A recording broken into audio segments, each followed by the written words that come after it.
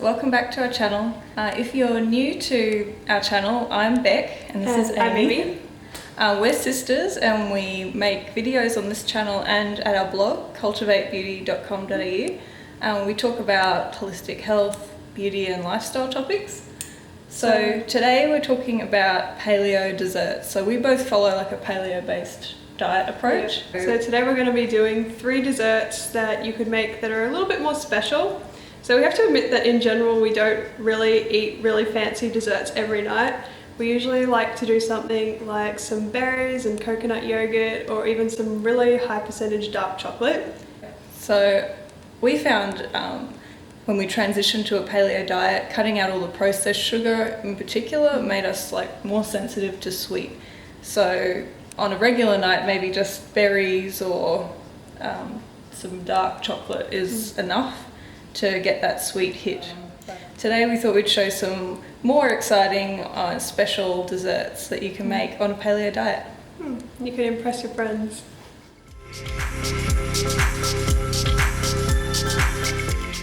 So the first recipe that we're making is paleo marshmallows.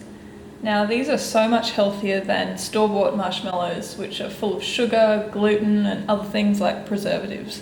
Now paleo marshmallows are full of gelatin, which has a lot of health benefits. In particular, we know it's good for our gut health. So if you're looking for the full recipe, we've actually got it on our blog. So all you'll need to make paleo marshmallows is some good quality gelatin powder. We use one from Great Lakes, which we've mentioned before. A cup of water, a teaspoon of vanilla bean paste, a pinch of salt. To add a bit of sweetness, we use honey. So we'll need for this recipe about 3 tablespoons of honey. So the main piece of equipment that you're going to need is a mixer. So what we've got is a Magi mix. It's typically not what you'd use to make marshmallows, but it has this good little egg whipper, which gets the marshmallow nice and fluffy. If you don't have one of these, you can also use a cake mixer. They're really good, like the KitchenAid stand mixer. The other thing is that it helps to have one that is like a smaller mix. Some of the larger ones it can have a bit of trouble getting like really fluffy. You'll also need something to pour the marshmallow into. So what we're using is just like a glass Tupperware type container and just line that with some baking paper to make sure it doesn't stick. Okay, so first we need to soften the gelatin. So what we do is add the 3 tablespoons. And we add half of the water, so half a cup of water goes in. It's really important to do this step so that the gelatin can start to soften up and it's easy to whip and make fluffy for the marshmallow. Okay, so while we're waiting for the gelatin to soften in the food processor, we'll just heat up the rest of the ingredients in the pan. So we add in the water, so the rest of the water, so half a cup of water. And then about 3 tablespoons of honey.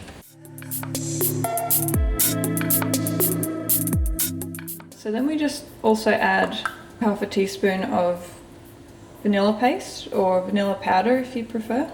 And also just a small pinch of salt, if you like the salty and sweet combination. So we're just heating it up to a medium kind of heat.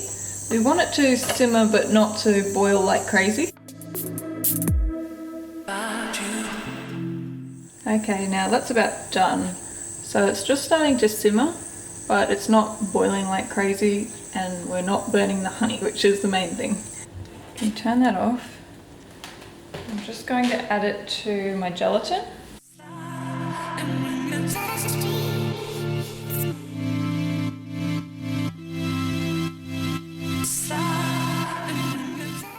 So after about 10 minutes, it should be looking quite nice and fluffy and you're going to want to act quickly. So we'll just take this off.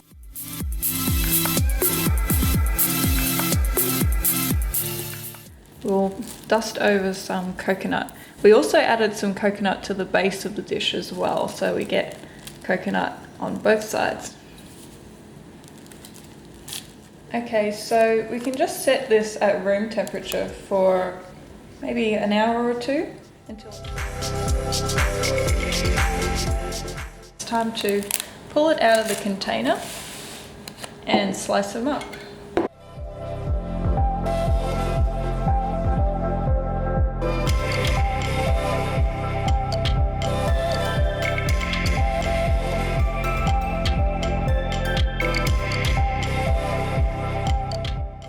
So the next recipe that we're going to be doing is a chocolate mug cake. So this recipe was inspired by another recipe that we found online by ruled.me. So we'll include a link below to the original recipe, but we've been making this one for a while now and we really like it. It's super quick to make, only about 60 seconds in the microwave and not a lot of cleaning up. So let's get started.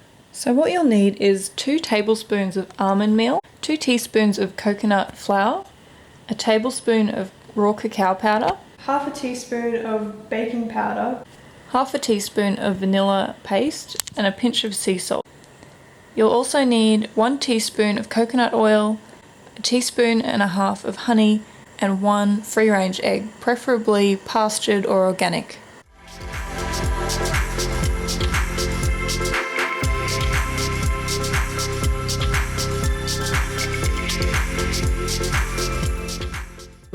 So now we're just going to mix all the dry ingredients together with a spoon, just so that you don't get any lumps of baking powder. So now we're going to go in with all our wet ingredients.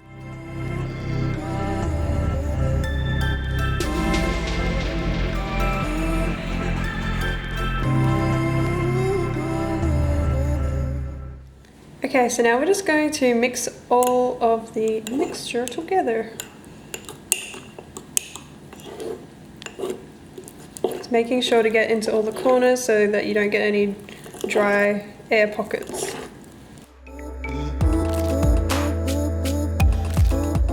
So now we're just going to pop this into the microwave for about 60 seconds.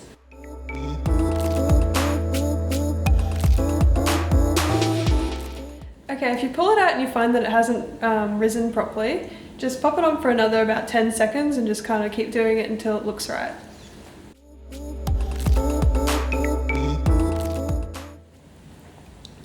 And then for just a bit more creaminess, you can add in some coconut yogurt.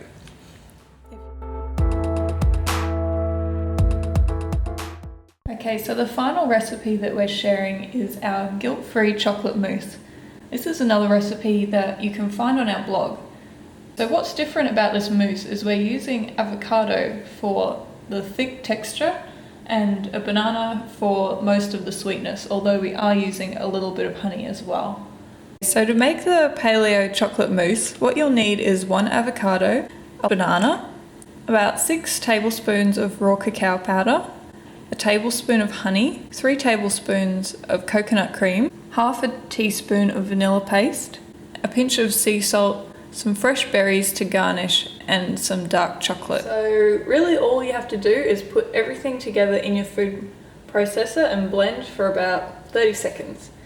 So here we go.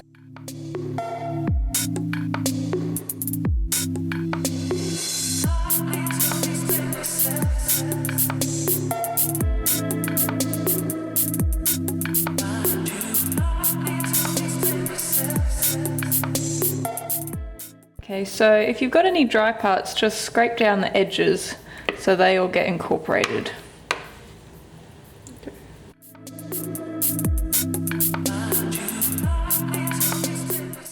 Okay, so once it's all looking nice and smooth and you don't have any lumps, it's ready to plate up. Now you could probably split this across 2 people, but to get a nice full bowl, we're going to do 1 today.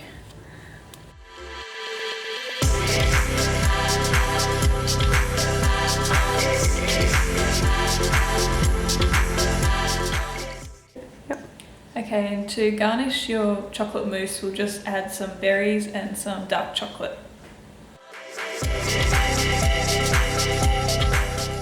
Yeah. And a little trick to make some chocolate ribbons that we've picked up is just to use your vegetable peeler. So